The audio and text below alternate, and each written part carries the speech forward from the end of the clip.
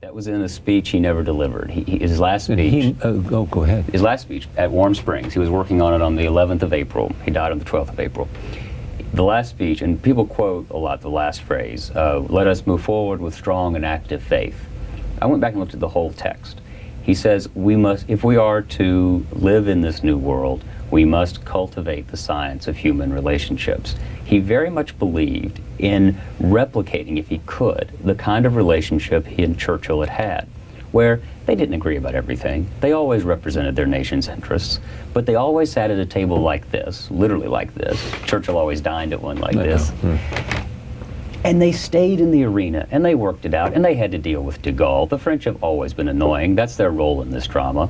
Churchill and Roosevelt were once sitting at dinner at Marrakesh that night, and someone brought up de Gaulle, and Churchill said, please don't mention him. We call him Joan of Arc, and we're looking for some bishops to burn him.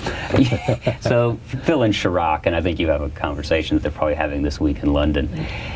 But there was... As Bush meets with Blair. As Bush meets with Blair. I really think that Winston Churchill believed so deeply in his heart that he was a man of destiny. And his sense that personal courage could turn the tide of history. He said that. FDR sent Harry Hopkins over, who was sort of the Karl Rove of his time, in January 1941 to see if Churchill was really worth betting on. You have to remember, Churchill was not the first choice for prime minister. Right. When the news came on the 10th of May, 1940, that Winston Churchill would become prime minister, Roosevelt was meeting with his cabinet. Roosevelt said out loud to the whole group, well, I suppose Churchill is the best man England has, even if he is drunk half the time. No one was sure whether this guy was worth betting on. He'd been wrong about Gallipoli, he'd been wrong about the Bolsheviks, he'd been wrong about Edward VIII. He just, the Sydney Street massacre.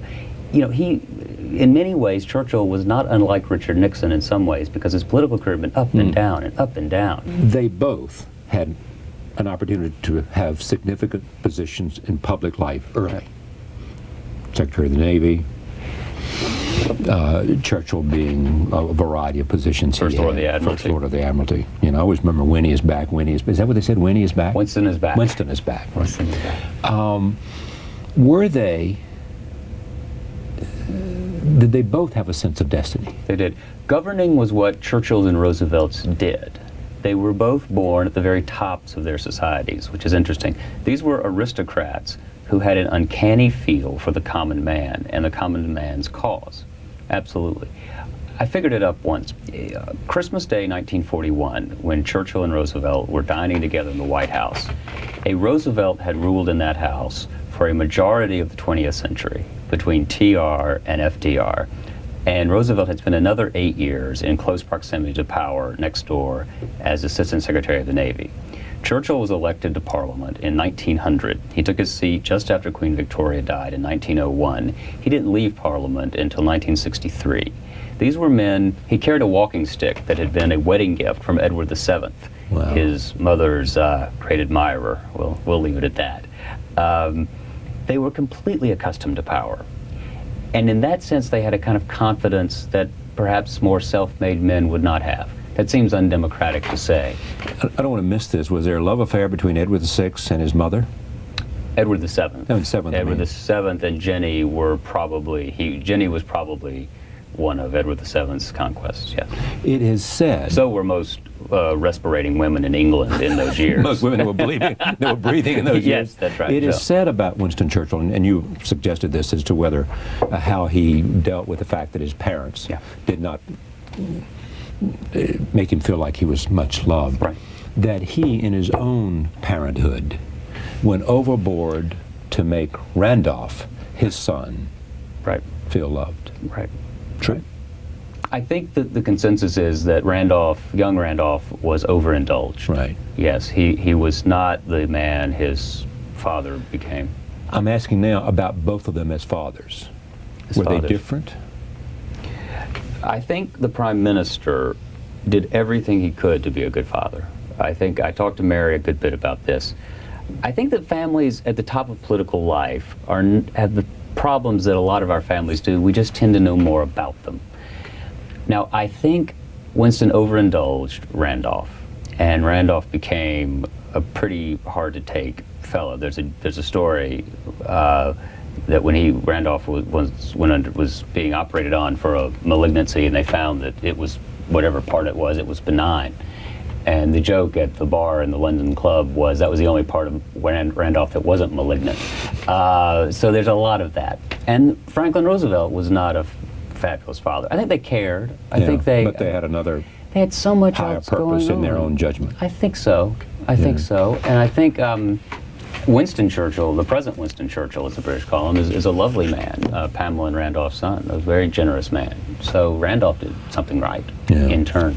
In fact, he was recently on the show talking about his grandfather's speeches, which are incredible. Did they share that? The gift, as you suggested, the three things or three or four things that shared, was this gift of language. They did. And they're wonderfully different in an American and a British way. Winston's cadences, Churchill's cadences they were leonine. They were boom, boom, boom. Roosevelt played a lighter piano. He wanted to visualize the person, the coal miner coming in, and was much simpler in his language. They were also competitive. Let's be frank. Most friends, I don't know about you, but most of my friends, alternately ready to kill for or murder the other. And Roosevelt's circle of aides would keep track of Churchill's ratings for his broadcasts in America just to make sure they didn't outdo Roosevelt. Why this book for you? I've always been fascinated by the two men. I had two grandfathers who fought in the Second World War. One spent 4 years in the Pacific and actually signed up after the invasion, the Nazi invasion of Russia, because he saw what was coming. He was practicing law in Chattanooga, Tennessee, and realized that this was not going to stay away from us, and so he got ahead of the line. I had another grandfather with the Third Army under Patton in the European theater. So these were the commanders of my childhood in a way. And I also, because of my work at Newsweek, I spent some time around the great and powerful and the high office holders of today, and I realized again, these folks are men before their monuments. And this is an incredibly contemporary story. There may be lessons for today. There are huge lessons for today. There is that sometimes you have to project power beyond your borders, even if public opinion's against you, whether it was mass public opinion in America or elite public opinion in Britain. You have to be candid with the people. Churchill believed desperately that you had to prepare people for bad news. He once said, the British people can face any task with buoyancy and fortitude, as long as they believe they're not being deceived, or that those who are in charge of their affairs are not themselves dwelling in a fool's paradise. If these guys were in charge with Iraq, they would have prepared us, I think, better for the reverses we've seen. And the other is cooperation, the idea of alliance, the idea that you have to, as Churchill said, the only thing worse than having allies is not having them.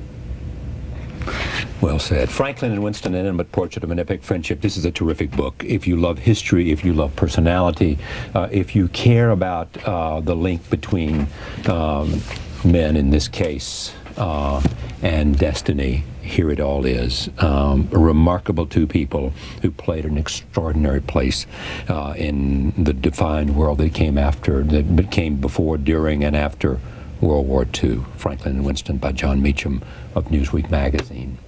Thank you. Thank you, Charlie.